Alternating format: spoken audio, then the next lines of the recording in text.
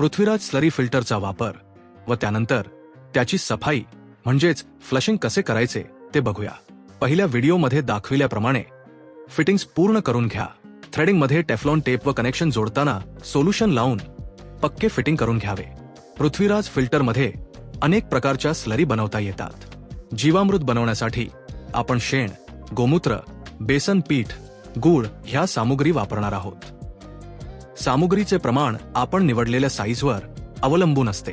मोठ्या आकाराच्या युनिटमध्ये जास्तीत जास्त 35 किलो शेण, मध्यम आकाराच्या युनिटमध्ये जास्तीत जास्त 25 किलो शेण, तर सर्वात लहान युनिटमध्ये जास्तीत जास्त 15 किलो शेण वापरता येते।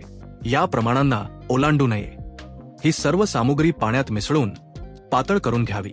जास्त घट्ट स्लरी ठेवू नये।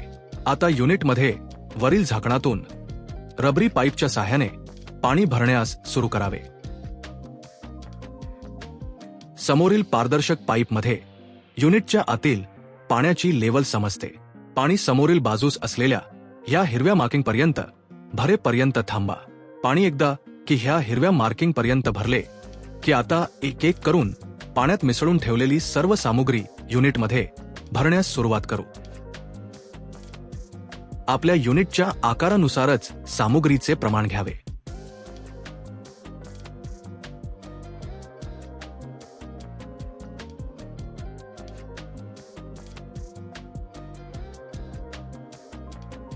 सामुग्री भरून झाल्यानंतर युनिट पाण्याने पूर्ण भरून घ्यावे। जीवामृत बनवण्याची क्रिया आता पूर्ण झाली आहे। या द्रावणाला दिलेला स्टर वापरून सकाळी संध्याकाळी ढवळावे। ढवळण्यासाठी ऑटोमॅटिक एअर ब्लोअरचा देखील वापर करता येतो। पाचव्या दिवशी आपण गाळलेले जीवामृत काढून घेणार आहोत। या दिवशी द्रावण अजिबात ढवळू नये याची काळजी घ्यावी। हे गाळलेले द्रावण आपण थेट ठिबक वाटे पूर्ण शेताला पाठवू शकतो। गाळलेले द्रावण बाहेर आल्यानंतर आतमध्ये शेणाची स्लरी शिल्लक असते। त्यामध्ये आपल्याला पाण्याचा टॉपअप करायचा आहे। खालील बाजूस जोडलेल्या या पाण्याच्या कनेक्शन चा वापर करायचा आहे। हे करते वेळी लेवल ट्यूब वरील हा अर्धा इंची व्हॉल्व्ह बंद करावा। टॉपअप केल्यानंतर द्रावण आणखी 24 तास राहू द्यावे। 6व्या दिवशी गाळलेल्या जीवामृतची दुसरी बॅच काढून घ्यावी। यानंतर युनिट आता आपल्याला साफ करायचे आहे। सफाई म्हणजेच फ्लशिंग कसे करायचे ते बघूया। फ्लशिंगची क्रिया ही 4 टप्प्यात म्हणजेच 4 स्टेप्स मध्ये केली जाते।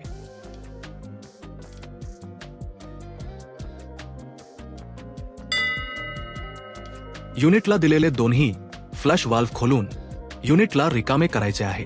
फ्लश वाल्व्ह ओळखण्यासाठी त्यावर लाल मार्किंग केलेले आहेत। दोन्ही फ्लश वाल्व्ह खुलेच ठेवून आता वरील बाजूस जोडलेले प्रेशर पाण्याचे कनेक्शन सुरू करा। पाणी चालू करून फक्त 30 सेकंद चालू ठेवा व त्यानंतर बंद करून टाका। प्रेशर पाणी युनिटमध्ये जाऊन फिल्टर्सची सफाई करते व खुल्या असलेल्या फ्लश वाल्व्ह मधून बाहेर पडत राहते। यावेळी मुख्यत्वे करून 2 लाल स्टिकर्स असलेल्या म्हणजेच डाव्या बाजूच्या फ्लश वाल्व्ह मधून पाणी बाहेर पडते। हे पाणी रिकामे होईपर्यंत थांबा। यानंतर पुन्हा पाणी सुरू करा। अशा प्रकारे पाणी चालू करून 30 सेकंदात बंद करायचे आहे। प्रत्येक वेळी फ्लश मधून बाहेर पडणारे पाण्याचे निरीक्षण करायचे आहे। जोपर्यंत फ्लश मधून बाहेर येणारे पाणी साफ येत नाही तोपर्यंत ही क्रिया रिपीट करायची आहे।